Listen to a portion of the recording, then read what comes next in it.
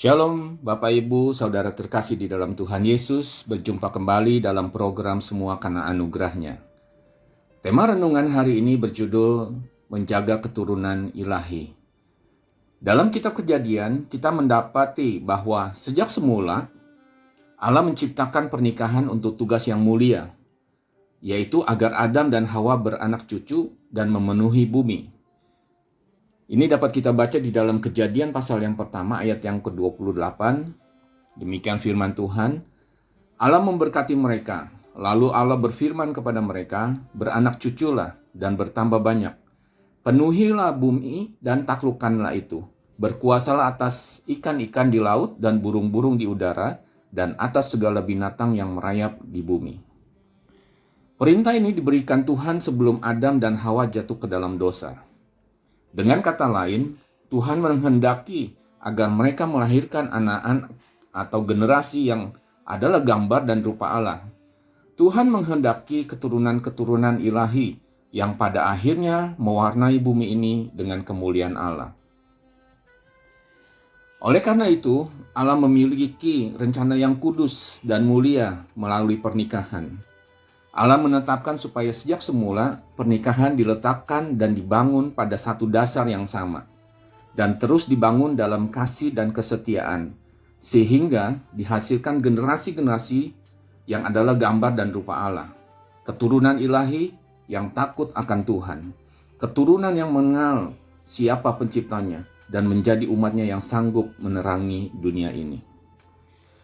Di dalam Malaki 2 ayat yang ke-15, firman Tuhan berkata, bukankah Allah yang esa menjadikan mereka daging dan roh? Dan apakah yang dikehendaki kesatuan itu? Keturunan ilahi. Jadi jagalah dirimu, dan janganlah orang tidak setia terhadap istri dari masa mudanya.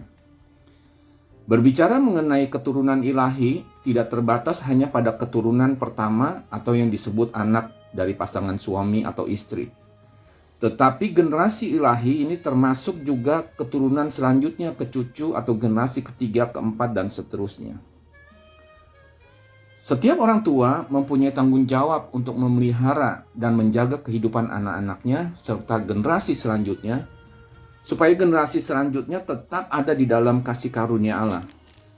Yang mengenal Allah penciptanya, yang kita kenal di dalam nama Tuhan Yesus Kristus sebagai Tuhan dan Juru Selamat, dengan cara mewariskan iman yang benar secara estafet dalam setiap generasi.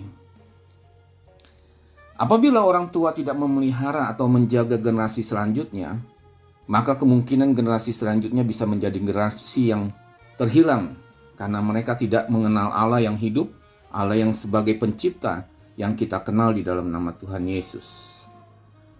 Mari kita baca firman Tuhan di dalam Hakim-Hakim 2 ayatnya yang ke-10 dan 11 serta 12. Firman Tuhan berkata, setelah seluruh angkatan itu dikumpulkan kepada nenek moyangnya, bangkitlah sesudah mereka itu angkatan yang lain, yang tidak mengenal Tuhan ataupun perbuatan yang dilakukannya bagi orang Israel. Ayat yang ke-11, lalu orang Israel melakukan apa yang jahat di mata Tuhan, dan mereka beribadah kepada para Baal. Ayat yang ke-12, mereka meninggalkan Tuhan Allah nenek moyang mereka yang telah membawa mereka keluar dari tanah Mesir, lalu mengikuti Allah lain dari antara Allah bangsa-bangsa di sekeliling mereka, dan sujud menyembah kepadanya, sehingga mereka menyakiti hati Tuhan. Di dalam Hakim 2 ayat 10 berkata, bangkitlah sesudah mereka itu angkatan yang lain yang tidak mengenal Tuhan ataupun perbuatan yang dilakukannya bagi orang Israel. Jadi yang dimaksud dengan generasi yang tidak mengenal Allah adalah generasi yang meninggalkan Tuhan, generasi yang terputus dari sumber kehidupan. Artinya tanpa hubungan dengan Allah kita terhilang. Jadi sekalipun kita hidup di dunia, kita beragama, kita melakukan semua aktivitas seperti manusia yang normal, tapi dapat dikategorikan sebagai generasi yang tidak mengenal Allah ketika tidak hidup seperti yang Tuhan kehendaki. Pertanyaannya, apakah kita berhasil melahirkan generasi yang takut akan Tuhan? Ataukah kita gagal? Kita mungkin memiliki keturunan yang hebat, dan berhasil menurut pandangan dunia. Tapi apakah mereka mengenal siapa Tuhan mereka? Mereka beragama, tapi apakah tingkah laku dan kehidupan mereka diwarnai dengan prinsip firman Tuhan? Kenapa generasi yang muncul kemudian tidak mengenal siapa Allah dari orang tua dan nenek moyang mereka? Yang pertama, karena gagalnya orang tua mendidik anaknya dalam kebenaran. Setiap orang tua mempunyai tanggung jawab untuk memelihara dan menjaga kehidupan anak-anaknya, serta generasi selanjutnya, supaya generasi selanjutnya tetap ada di dalam kasih karunia Allah yang mengenal Allah penciptanya, yang kita kenal di dalam nama Tuhan Yesus sebagai Tuhan dan Juru Selamat, dengan cara mewariskan iman yang benar serta mengajarkan firman Allah yang merupakan ketetapan, perintah, janji-janji Tuhan kepada keturunannya, anak cucu mereka secara berkesinambungan. Mari kita baca di dalam Ulangan pasal yang ke-6 ayat yang pertama. Inilah perintah, yaitu ketetapan dan peraturan yang aku ajarkan kepadamu atas perintah Tuhan Allahmu untuk dilakukan di negeri kemana kamu pergi untuk melakukannya, supaya seumur hidupmu engkau dan anak cucumu takut akan Tuhan Allahmu dan berpegang pada segala ketetapan dan perintahnya yang kusampaikan kepadamu supaya lanjut umurmu. Maka dengarlah, hai orang Israel, lakukanlah itu dengan setia, supaya baik keadaanmu dan supaya kamu menjadi sangat banyak, seperti yang dijanjikan Tuhan Allah nenek moyangmu kepadamu di suatu negeri yang berlimpah-limpah susu dan madunya. Dengarlah, hai orang Israel, Tuhan itu Allah kita, Tuhan itu Esa. Kasihilah Tuhan Allahmu dengan segenap hatimu dan dengan segenap jiwamu dan dengan segenap kekuatanmu. Apa yang kuperintahkan kepadamu pada hari ini haruslah engkau perhatikan. Haruslah engkau mengajarkannya berulang-ulang kepada anak-anakmu dan membicarakannya apabila engkau duduk di rumahmu, apabila engkau sedang dalam perjalanan, apabila engkau berbaring, dan apabila engkau bangun. Haruslah juga engkau mengikatnya sebagai tanda pada tanganmu, dan haruslah itu menjadi lambang di dahimu. Dan haruslah engkau menulisnya pada tiang pintu rumahmu dan pintu gerbangmu. Di dalam Ulangan pasal yang ke-6 ayat 1-9 yang telah kita baca, dengan jelas bahwa orang tua harus mengajar secara estafet kepada anak cucu mereka, bahkan keturunan kedua, ketiga, dan seterusnya, untuk mengasihi dan takut akan Allah serta berpegang pada segala ketetapan dan perintahnya. Pengajaran bukan hanya cukup sekali, tetapi terus-menerus setiap waktu, di semua kesempatan yang ada untuk mengajarkan kasih, ketetapan, dan perintah Tuhan, serta melalui pengalaman hidup orang tua dengan Tuhan. Itulah yang diajarkan dan diceritakan serta disaksikan kepada anak-anak. Mungkin ada pengajaran atau pemuritan di rumah, tapi nilai-nilai yang diberikan tidak berdasarkan firman Tuhan.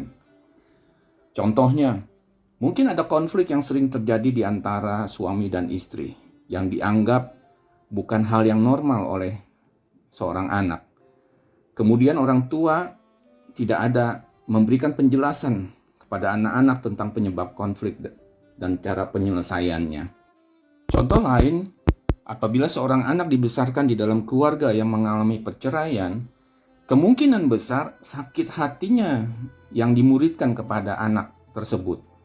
Bahayanya adalah orang tua memuridkan generasi di rumah dengan pola yang salah.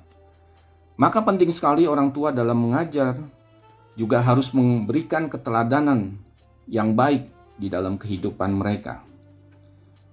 Ada orang tua yang mempunyai anggapan yang salah, bahwa dalam pertumbuhan rohani anak-anak mereka itu adalah tanggung jawab gereja. Bila anak-anak mereka aktif di kegiatan gereja, orang tua sudah merasa puas. Ini sesuatu yang salah, karena pengajaran pertumbuhan rohani anak tetap ada tanggung jawab di orang tua. Jadi sangatlah penting untuk setiap orang tua wajib secara estafet untuk mengajar, menuntun anak, cucu, dan generasi selanjutnya di dalam kebenaran firman Tuhan, serta perintah dan ketetapannya, supaya setiap dari generasi atau keturunan yang ada itu tetap mengenal Allah penciptanya, Allah yang hidup, Allah yang telah memimpin kehidupan orang tua dan nenek moyang mereka. Hal yang kedua, kenapa generasi yang muncul kemudian tidak mengenal siapa Allah dari orang tua dan nenek moyang mereka?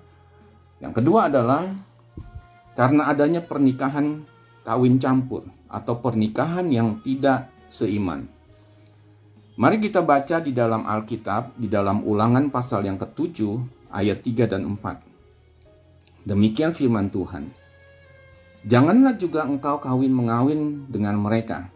Anakmu perempuan janganlah kau berikan kepada anak-anak laki mereka, ataupun anak perempuan mereka jangan kau ambil bagi anakmu laki-laki. Sebab mereka akan membuat anakmu laki-laki menyimpang daripadaku, sehingga mereka beribadah kepada Allah lain. Maka murka Tuhan akan bangkit terhadap kamu, dan ia akan memunahkan engkau dengan segera. Ulangan pasal 7 ayat 3 dan 4 mengatakan bahwa orang Israel dilarang oleh Tuhan untuk menikahkan anak cucu mereka dengan orang-orang di luar kepercayaan mereka. Atau dengan kata lain, mereka tidak diperbolehkan untuk menikah dengan orang yang tidak seiman. Perkawinan yang dilakukan dengan orang yang tidak seiman, firman Tuhan berkata, akan menyebabkan keturunan itu menyimpang dari Tuhan, bahkan meninggalkan Tuhan dengan beribadah kepada Allah lain. Setiap orang tua harus berpegang akan kebenaran firman Tuhan, bahwa Tuhan tidak menghendaki anak cucu bahkan keturunan mereka untuk menikah dengan orang yang tidak seiman, sehingga anak cucu dan keturunan generasi selanjutnya menjadi generasi yang menyimpang, yang tidak kenal akan Tuhan, yang hidup di luar kasih anugerah Tuhan. Tetapi sangat disayangkan bahwa ada beberapa orang dari orang tua yang sebenarnya sudah mengenal kebenaran firman Tuhan, bahkan sudah melayani sebagai pelayan Tuhan, menganggap remeh serta membiarkan anak cucu keturunannya menikah bukan dengan orang yang seiman. Firman Tuhan dengan jelas di dalam 2 Korintus 6 ayat 14 yang mengatakan bahwa janganlah kamu merupakan pasangan yang tidak seimbang dengan orang-orang yang tak percaya. Sebab persamaan apakah terdapat antara kebenaran dan kedurhakaan, atau bagaimanakah terang dapat bersatu dengan gelap? Membiarkan anak cucu keturunan selanjutnya untuk menikah dengan orang yang tidak seiman akan membuat masalah di dalam kehidupan pernikahan mereka. Contoh, masalah prinsip antara suatu kepercayaan pasti berbeda. Ketika diajarkan kepercayaan Kristen oleh si ibu, tentunya si ayah yang berbeda, kepercayaan atau iman yang berbeda, pasti akan mengajarkan hal yang lain kepada anaknya.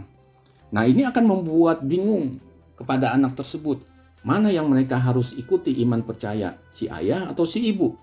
Inilah yang akan menimbulkan suatu masalah di dalam suatu pernikahan yang tidak seiman. Atau bisa juga bagaimana seorang anak akan bingung untuk mengikuti, apakah dia akan beribadah dengan mengikuti ibadah si ibu, atau dia akan mengikuti ibadah dari ayahnya. Hal-hal yang seperti inilah yang akan membedakan prinsip-prinsip di dalam pernikahan yang tidak seiman, sehingga akan menimbulkan suatu masalah di dalam kehidupan pernikahan mereka. Inilah pentingnya bahwa setiap orang percaya harus tahu, setiap orang tua harus sangat-sangat menyadari bahwa pernikahan bukan dengan orang seiman akan menimbulkan masalah yang akan membawa anak cucu keturunan selanjutnya menyimpang dari Allah. Mari, jangan biarkan anak cucu keturunan Bapak Ibu Saudara menikah dengan orang yang tidak seiman. Untuk menjaga anak cucu keturunan supaya tidak meninggalkan dan menyimpang dari Tuhan, maka orang tua harus secara estafet mewariskan iman percaya kepada anak cucu keturunannya dengan mengajarkan kebenaran firman Tuhan serta tidak membiarkan anak cucu keturunannya untuk menikah dengan orang yang tidak seiman. Amin. Tuhan Yesus memberkati Bapak Ibu Saudara terkasih di dalam Tuhan. Terima kasih untuk melihat tayangan ini. Jangan lupa untuk like-nya serta men-share apabila tayangan ini telah menjadi berkat bagi Bapak Ibu Saudara. Untuk subscribe dan pencet bell-nya. Tuhan Yesus memberkati.